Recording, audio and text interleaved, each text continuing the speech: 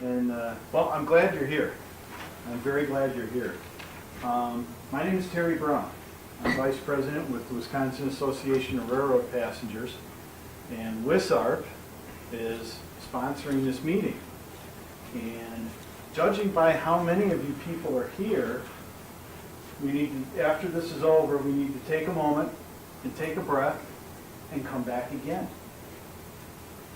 so we can get our word out and hopefully reach out with some of our partners in radio and in newspaper and other media, so we can get more people here.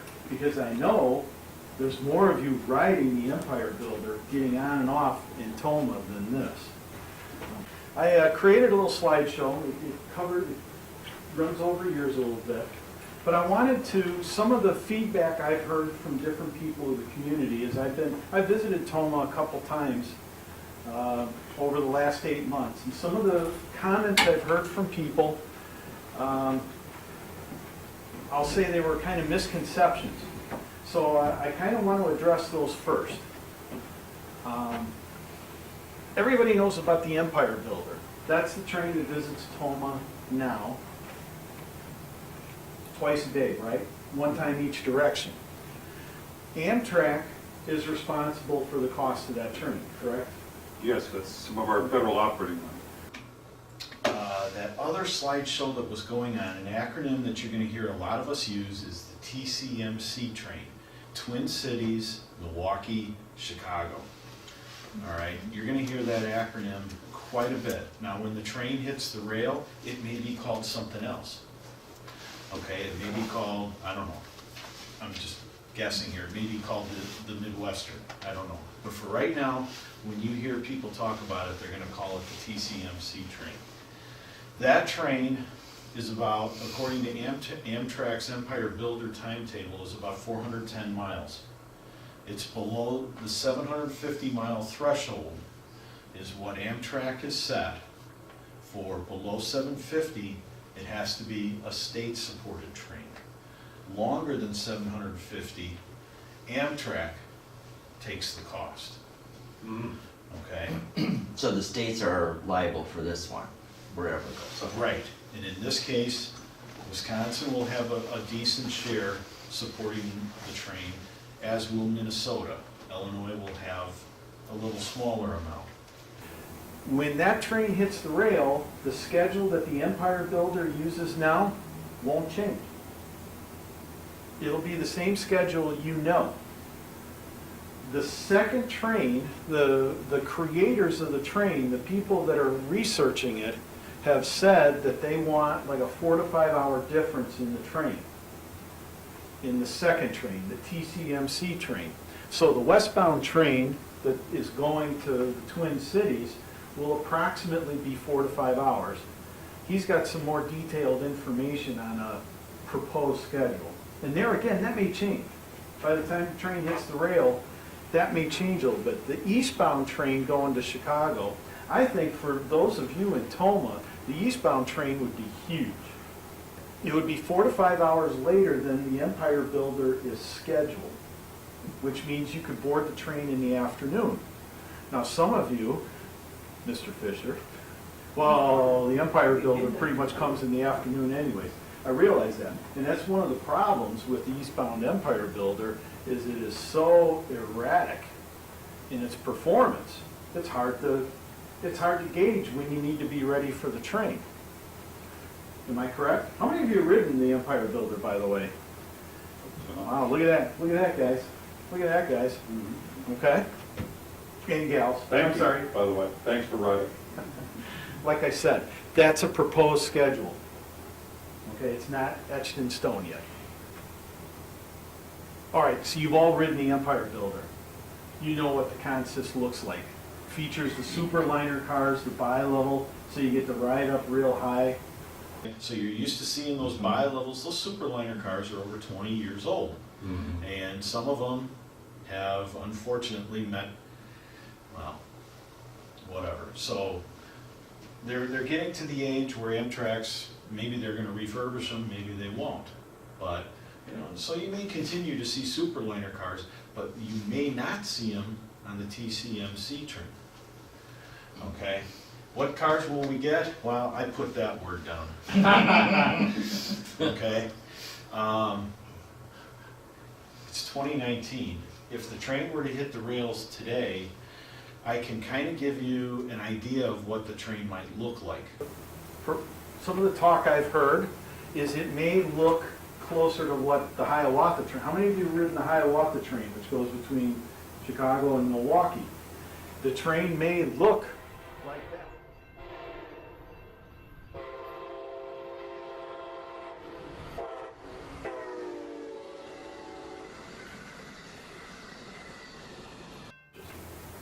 Okay, so correct me if I'm wrong, like the Charger engine and some of those cars are all in a pool with the state of Illinois. They're in the Amtrak Midwest pool. Okay, Yeah, so the state owned, yeah. The states own them collectively. All right, so that's a term right there that he just mentioned, the Amtrak Midwest pool. Notice there are 4 quadrant gates down there. It's impossible to drive around the gates because they block every lane. Okay, so it kind of looks like a Hiawatha train, sort of. Isn't that middle car a cafe car? Yeah, yeah. The engine is what we call a Charger engine. This is a new engine. Did Amtrak get any purchase order for some Chargers in December? We did, they'll be very similar to those. Okay, So you'll see those in the Empire Builder in about 2 years. all right. So we're due for an engine change, but there it is. It's a little fuzzy, but you can see the Amtrak Midwest logo. All right, it has a little more power than the old engines you saw. It's environmentally more efficient. It's what they call Tier 4. It pollutes the least of any of the engines that are out there. My experience riding the Hiawatha pulled by one of those engines, the train seems to accelerate faster. It seems to get up to speed quicker. It seems to stop quicker. It seems to be more efficient stopping. So we're talking about shaving minutes off that schedule here. That allows them to do it. So I tried to hit on some of the points that I've heard. The second train, the TCMC train, will not be another Empire Builder. It won't go to Seattle. Okay, and it may not have the Superliner cars in that. So in telling you that, I hope when the train comes to town, you don't look at it and go, oh, it doesn't look like the Empire Builder. Okay, it's going to be a comfortable train. I think you're going to enjoy it all the same. What is with the Wisconsin Department of Transportation? Ron Rao is the passenger implementation manager. How many years have you been in that position in Madison? Since 2012, yeah. Well, Ron is a very important figure to passenger rail in the state of Wisconsin, whether it's an Amtrak train or a state-supported train. Ron is going to be a very important person for the implementation of that train, no matter what, the cars, the schedule, and everything. Well, first I want to thank everybody for coming and thank Terry for really putting this together because we really appreciate the opportunity to hear from the public and stakeholders. That's critical, and it's going to be a critical part of the process going forward, and it is for any transportation project. Terry talked about the existing Amtrak Empire Builder service. That's a long-distance train, again, funded through Amtrak's federal appropriation. But what's interesting about that train is that while it goes from Chicago all the way to Seattle, Portland, over 100,000 riders annually on that train are just traveling within the Chicago-St. Paul segment of the route. That's about 25% of the total ridership on the entire Empire Builder route. And in places like Toma and the other 6 communities in Wisconsin that are served by this train, about 70% of those people getting on and off in those communities, including Toma, and I think in Toma it's even higher, are traveling to locations within the Chicago to St. Paul corridor segment. So people are trying to use this long distance train for regional travel. It's a great service, but it only provides 1 round trip per day. And that makes it challenging for people trying to use it for regional travel, for people doing business trips. You can't do a same-day round trip, or you can't do a one-night, overnight round trip. even to the Twin Cities or Chicago, and have some time to do business in either place, or Milwaukee. So limited schedule options, and then also, as was mentioned, because it's coming from Seattle and Portland and it's traversing multiple railroads, BNSF, CP, that makes it susceptible to delays coming eastbound. So that also makes it challenging for people doing regional travel. Yep. Of those percentages you cited us, it seems to be going westbound and they get off in Twin Cities, that's where they were going. Many of us who get on the train here eastbound are going to Chicago, not to visit Chicago, but to link up with other Amtrak. Mm-hmm. So what's the percentage of people westbound from between Minneapolis that are actually transporting, not going to Chicago for business reasons? Yeah, we have that information, but I don't have it off the top of my head. But there are two Get different that. numbers, is what you Yeah, suggested. yeah, Okay.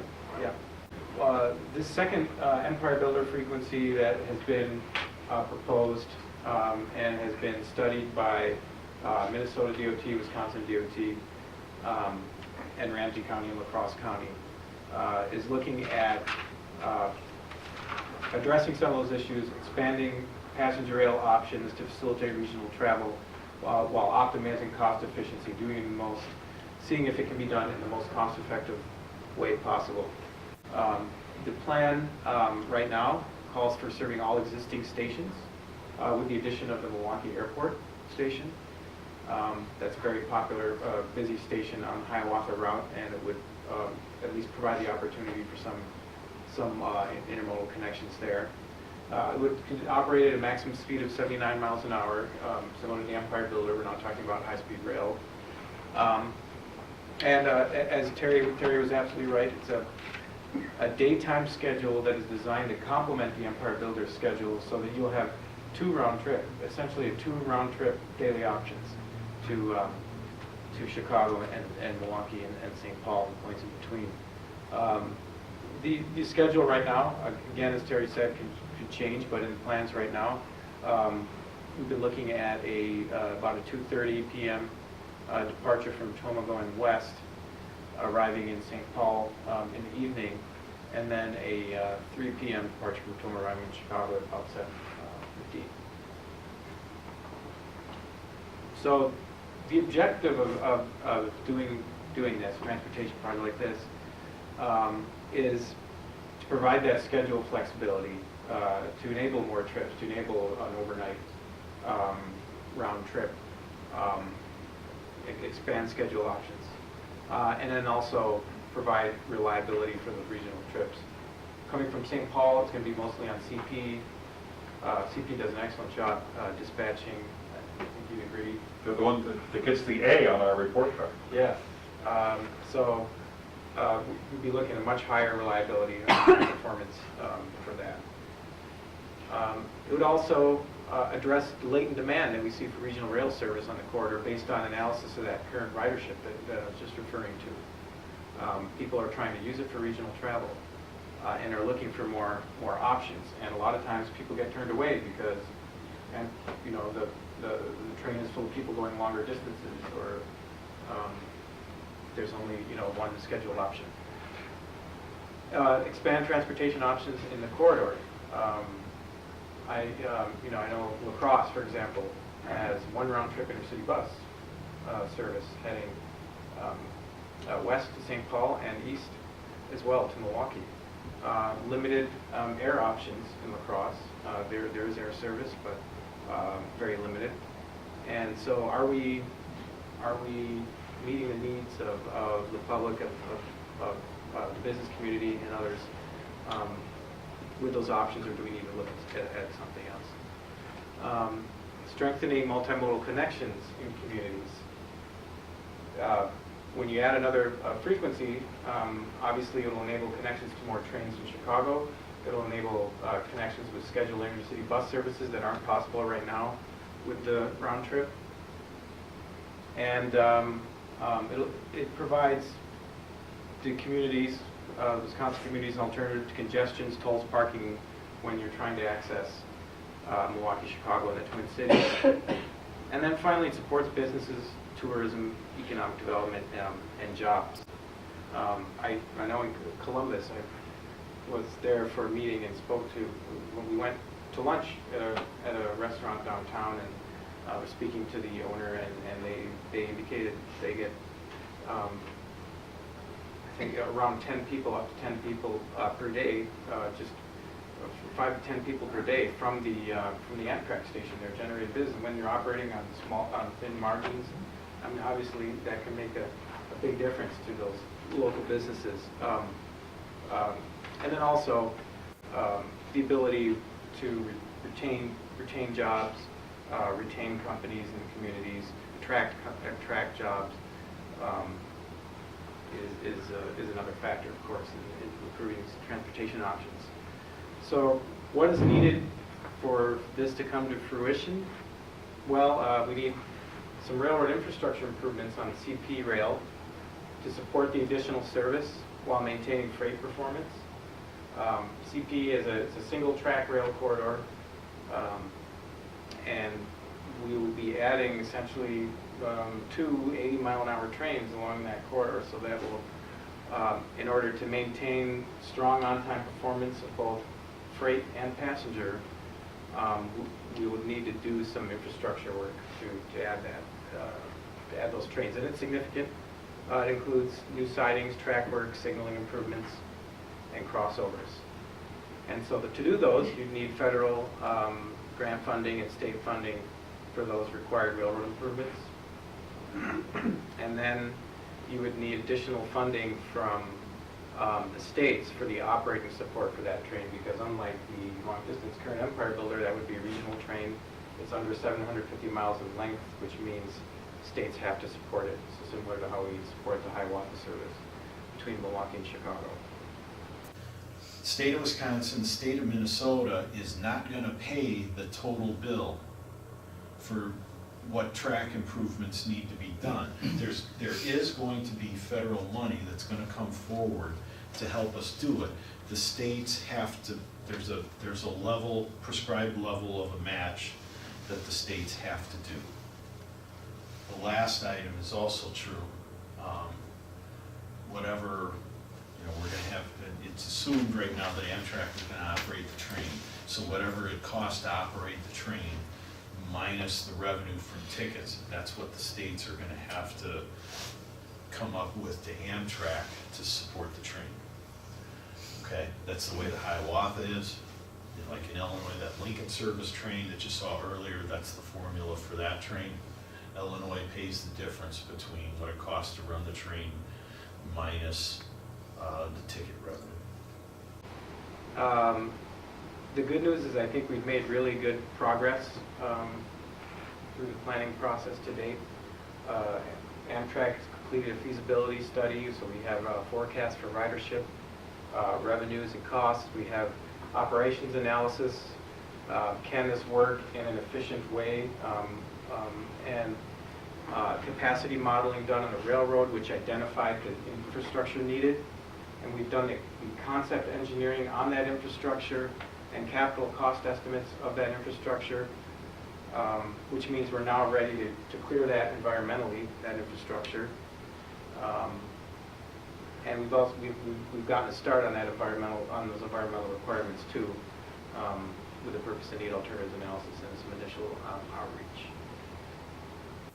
So all this work we've done, findings to date, are infrastructure costs that I mentioned, like sidings, signaling, railroad improvements, ranging from $55 million to $76 million, depending on the operating alternative. And so when we're looking at different alternatives, we have to balance the upfront capital costs with the ongoing operating costs. And obviously it's a priority to optimize that, to minimize that ongoing operating support that would be needed. The ridership forecast for this additional second frequency is 155,000 annually. That is for the startup forecast, first year of service. That is a pretty positive number. based on others, one round trip routes that are out there. That's quite a high number, and as well as looking at other studies on other routes. And that's not a surprise when you think about the origin destination pairs you have on there: Chicago, St. Paul, La Crosse, Chicago, and et cetera. So the operating support, the operating costs minus revenues would be required, just like they are on the Hiawatha service between Milwaukee and Chicago, Wisconsin, and Illinois, trying to support that. And they would be split among the state sponsors, Minnesota, Wisconsin, and hopefully Illinois. Is that allocated by ridership or by mileage? Or how? That split hasn't been negotiated or agreed on yet. But you could do that based on like origin, destination, ridership. There's Or different combination. ways that's done, yeah. The Hiawathas are split now between Illinois and Wisconsin. Correct. Wisconsin is the lead partner. Yeah. Okay. So when you're saying that your infrastructure, that's just to get it off the ground, the 55 to 76 million? Yeah, yeah. So are there estimates right now on what annual operating costs would be? Because I'm looking at that 155,000 riders annually. If I did an average fare of $100 per person, that's $15 million generated in revenue. But of that 15 million, what would become your operating cost annually? Because if you look at it from that standpoint, you say, well, man, about 5 years, you're going to make up that infrastructure cost. But what percentage of fare is going to go towards annual? Yeah, so the forecast we have for the first year, it's about a 50% cost recovery ratio. Just to put that in perspective, we have like public transit, about 20%, a lot of urban public transit systems, about 50%. Pretty normal for a route like this. The operating support would be in the range, it's forecasted in the range 5 to 6 million, split among the states. To put that in perspective, we're paying about 5 million now for operating support every year for the Hiawatha service. And so we look at the level of operating support, and then we also, of course, need to look at what's the benefit costs, what are the other economic factors to look at in addition to revenues. Would you see a difference? Because right now we're not creating a new route. This route exists. Yeah. So we're still cutting from the same pie, if you will. To look at it from a standpoint of saying, if we're going to generate additional revenue, that's going to need additional ridership. Because right now, we're still dealing with that, if you will, the given in the algebraic theorem would be the fact that we are generating this revenue now with 155,000 riders on a route that currently exists. Well, right now the route attracts 100,000 customers between here and there. If this were to happen, this particular TCMC train would carry about 155,000 customers annually. Those are also going to be some customers that are going to be on the Empire Builder, which most of the studies show isn't affected in a major way by this. In fact, it gains. So the total number of customers traveling in the city pairs and the city combinations will be more than 155. Right. And be careful with some of the math there on average fares, because a lot of people take these trains. This route's unique between Chicago and St. Paul because so many people are going just between Chicago and St. Paul.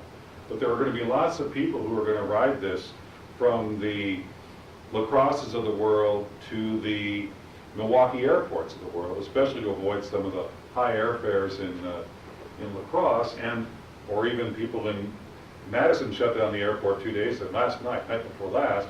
People who are looking for another option to travel will be picking up some of that business out of Columbus with this train.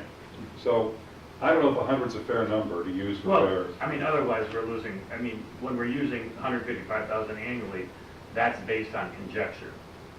Yeah, Similarly, by saying $100 for a fare based on conjecture, I'm just doing a round number to try to put some quantification to Well, believe me, that kind of math helps me, because if you saw my ACT score in math, you'd know it was a single digit. So the fact is that, I think that's true. That was a long time ago. We have revenue estimates based on that ridership, and it's inside the staff. Yeah, so most of that ridership is incremental. Typically when you go to, so another example is Illinois, Chicago to Carbondale route. Kind of a similar length, maybe it's a little shorter. It's less than 400. Short, yeah, it's shorter. But it feels they added a second round trip, ridership went up 200%, it's over on that route, and it way over doubled the ridership. Adding a second frequency did more than just double the ridership, because the train becomes a better utility for you. You don't have to always bend your schedule to match that of the train, which is what's happening now. And you're riding a train, if you're going from here eastbound, that began its day 2 days earlier in Seattle and Portland, across some of the highest elevations we cross on the railroad in this country, through 14 inches, I guess in lineup 14 inches is just a dusting, right? So, and that's where it's going through. So you're going to have a much more reliable eastbound, and you'll have more choices westbound than you have now to bring people out here to spend more of a day here or in St. Paul. And so did he answer the question? And you were about the ridership, and I think his example of the Carbondale train, and that would be the city of New Orleans, is the long distance train. Okay, that's an excellent example of what happened to the ridership on the original train when they added the second train. When the state added the second state train on that route, the folks in Carbondale wanted to be named after them because the folks in Champaign already had an Illini. So that's how that went. But the fact is, when that second state train was added, all the ships rose, to use a naval example, Mr. Administrator. So the more frequencies you have, even more importantly than speed, top speed, it's frequency. We drove this ridership up in Illinois and in other places just by adding more chances for people to ride, so they don't have to bend their schedules to meet when the train was going. And in this example, you have a much more reliable eastbound train. That being said, just to add that it is a very, it's an important priority to make sure that this is cost effective, that the benefit cost is there. And so that is a very important aspect of it going forward. Chicago. So the power of this additional frequency is the power of the network. And you can take the TCMC train, go to St. Paul, and then maybe hop on a Jefferson bus or somebody else's bus and go somewhere else. The more ways you can get more people connected to more places, the better it is for all of us. So although we're reporting to you possible train ridership, the fact is this is Amtrak Midwest network ridership, because this train won't connect with the Southwest Chief. It's connecting the trains to Michigan, it's connecting the trains to the East Coast, it's connecting the trains to Indianapolis and downstate Illinois on this proposed schedule. So sure, you're not going to be able to go east to go west, but there'll be plenty of people who want to go east to go south and go east. The next step, if the state decide to pursue this, would be to finish up the environmental clearance and service development planning, and then that might take 9 months or so from when you start doing that, and then to secure state matching funds would need to be secured for a federal grant to address those railroad infrastructure issues, and then to apply for a federal grant if the states choose to do that to complete final design and construction.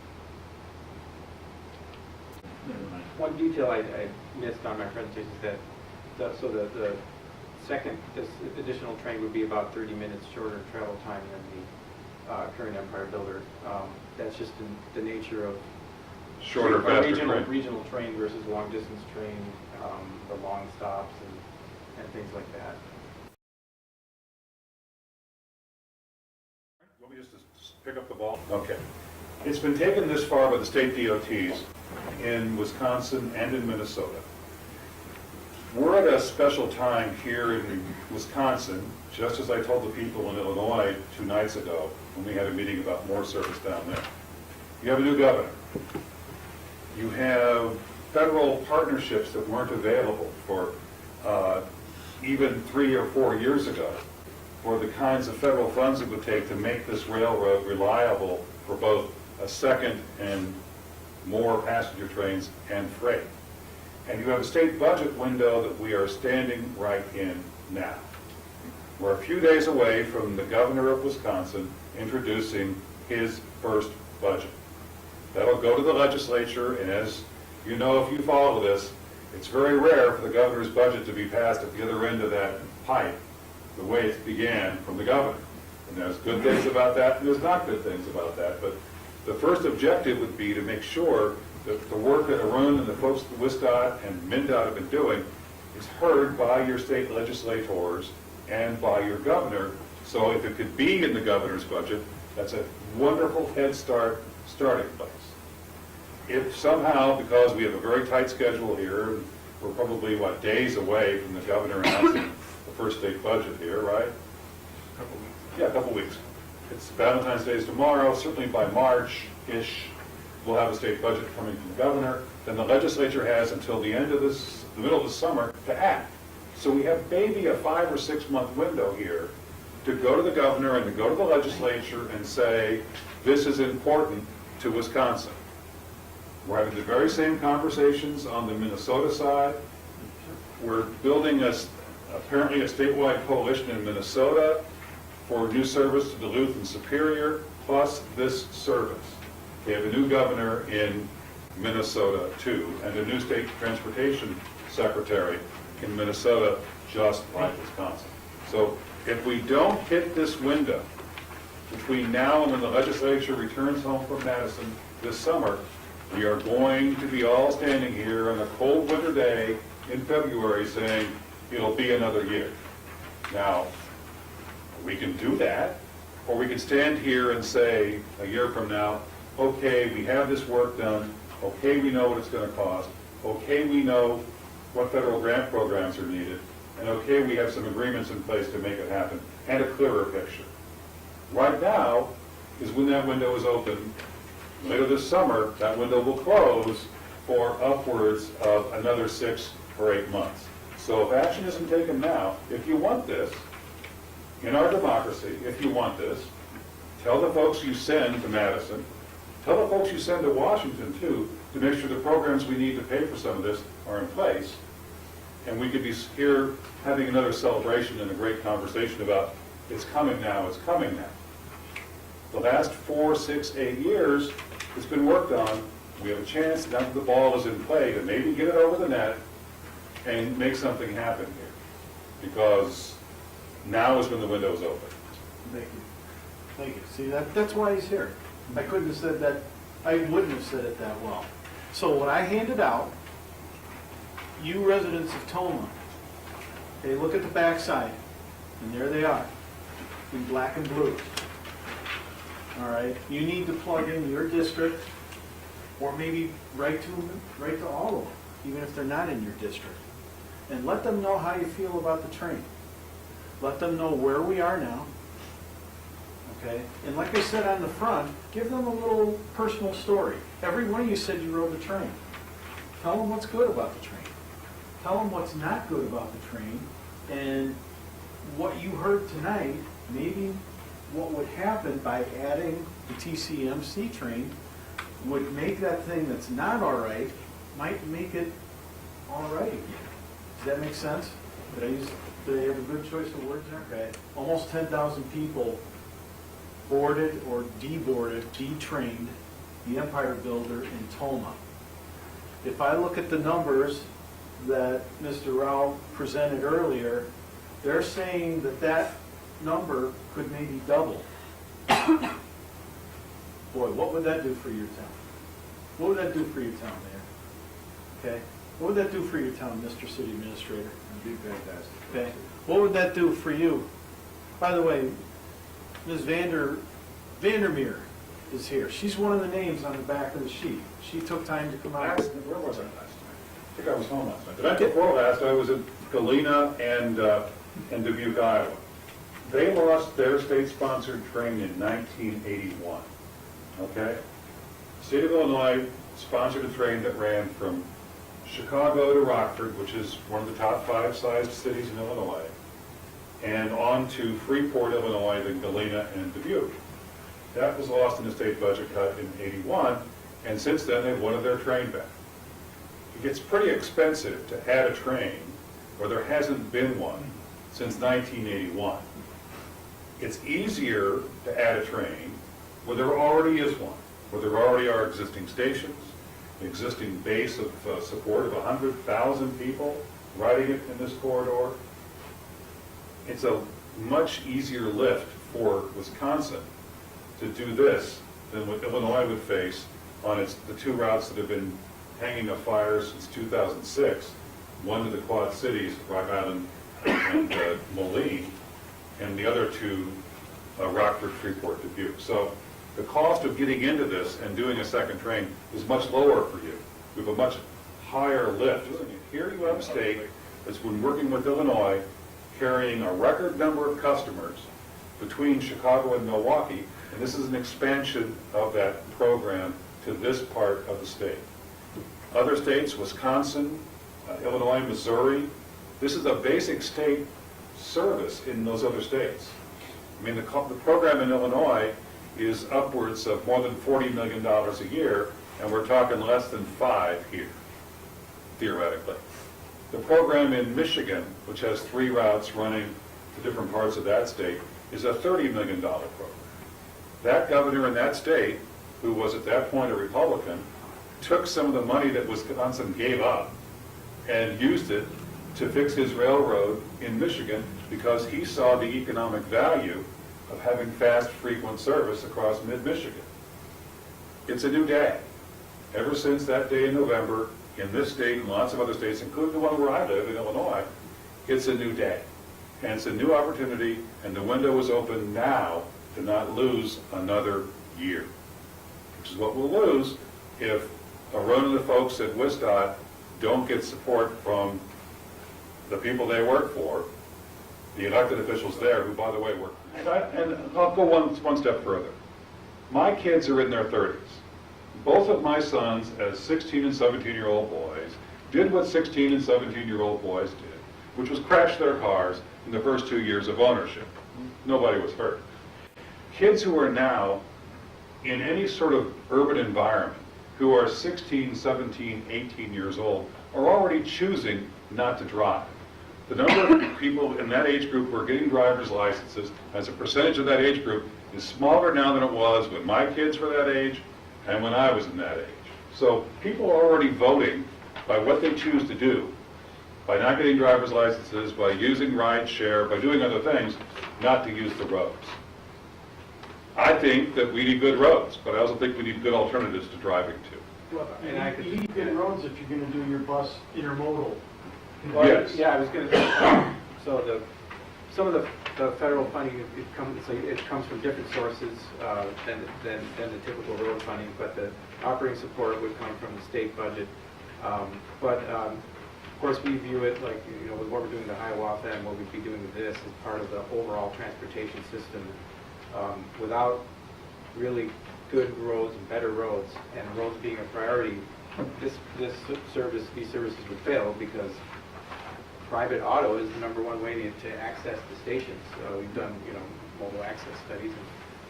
And, public transit connections are very important, and that's also extremely important. But the reality is that road access is the way to access these stations. And looking at it as a part of a larger system, and this would provide another mode of transportation if road transportation doesn't work for you, if you're going to Chicago or Milwaukee or somewhere, if it doesn't work for you due to congestion or whatever the reasons are. Those 10,000 people who used the Tacoma station didn't walk there. So, But to expound upon what Bob was saying, are you finding that if we go to the legislature, if we go to the governor, if we, are we going to run into where they're going to say there is only so much money to be spent? And I believe maybe, Bob, that's the direction you were going. There's only so much money to be spent. Are you going to hit that conflict of, well, we're going to put it to the roads because, as you said, the main access to the railroad is to use a roadway to get there, you know, do you see that as a stumbling block? There's always competition for scarce state resources.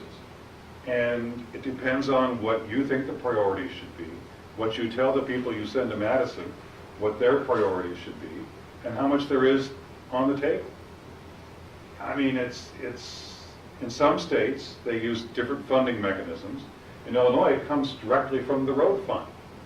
I don't think that's being suggested here. If it is, then they can have the fight they had in Illinois about it. Yeah, but those are really good points, because, you know, it could be a challenge. Yeah, I guess like you said, to say it again, it needs to be a decision on, you know, the priority of roads, and do we want this to be part of the transportation system, or not, or you can redirect that to other projects. If you go to one of these stations where we have multiple frequencies, or even how people use the Empire Builder today, we have business people using this train, because it's the only train they have, to travel for business. And they can be productive on the train, or they can take a nap on the train. Two of those things you really shouldn't be doing while you're driving on I-94. So business people see this as a productivity tool. That's why more people take Amtrak trains in the Northeast, Boston, New York, Washington, than all the airlines combined. That's why even with only 5 trains each way every day between Chicago and St. Louis, we have about a 25% market share between Chicago and St. Louis, because there's 5 trains and you can do business and be productive, or not. In the car, your primary job should be to drive the car. And even with autonomous cars, I-94 is only so big. And when you get to Chicago, the Edens Expressway is only so wide. And whether that's a computer driving that car or you driving that car, it's 8 in the morning or at 4 in the afternoon, going 3 miles an hour for 30 miles or 20 or whatever you're stuck in, whether the computer's driving it or not, you're still not making time. So And the train will do better than that. And if you have an autonomous car and something happens, guess who the patrol officer lists as the responsible party? It won't be Mr. Tesla. It'll be you. One detail. I'm not speaking from experience, mind you, but I'm speaking from experience.